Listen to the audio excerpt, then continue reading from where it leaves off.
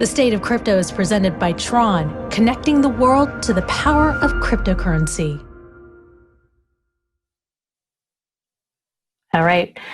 Latest news out is that a top executive at FTX, Ryan Salome, who was the head of the FTX Digital Markets Group, a subsidiary of FTX in the Bahamas, actually was a whistleblower and notified Bahamian authorities about commingling funds among FTX's entities. And more with that, with CoinDesk Global Policy and Regulation Managing Editor Nick Day, who is also the editor of CoinDesk's The State of Crypto newsletter. Nick, good morning. What can you tell us about what these court documents show about what Ryan Salome had revealed?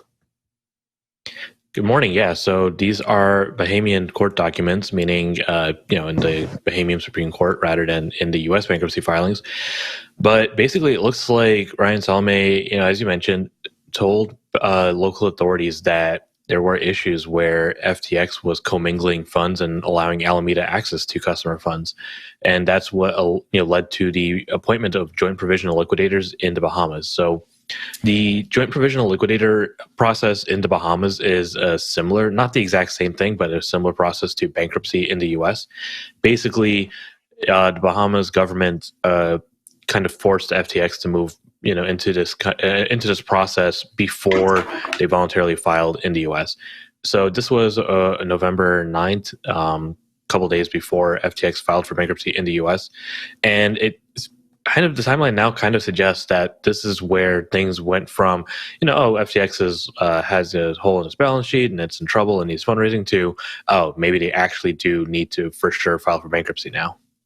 Do we know when Salome notified Bahamian authorities that may have any significance in the timeline? Yeah. So that was November 9th, I believe the document said. So 2 days before they filed for bankruptcy in the U.S.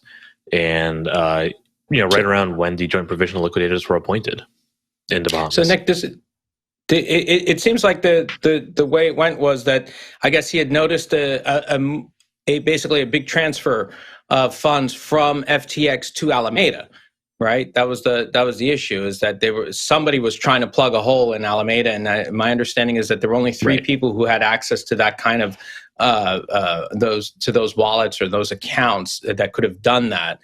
And that he was like, "Hey, this isn't cool," basically, and that's how it all, right? Correct. That's sort of like, it's a very specific transfer. Right. There was like one transfer that freaked him out.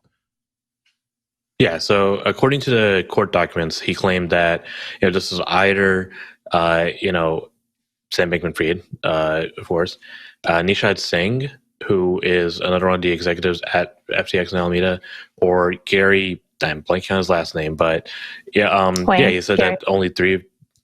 Yeah, so he said there are only three executives who had this ability to conduct these transfers.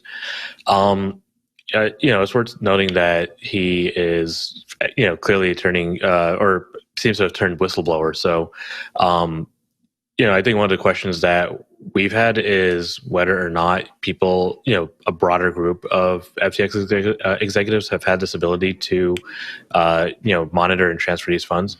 But this claim that it had to have been, Sam Bankman-Fried kind of really stands in jarring contrast to what Sam himself has said about, how Alameda's been able to access these funds. I'm sure you've seen the interviews where he said, "Oh, well, they just happened. I had no idea. I couldn't have done this," or, So I don't know how to it'll be interesting to see. Yeah, exactly. So it'll be interesting to see how these two, I would say, sharply contrasting claims are reconciled as these various court proceedings move forward.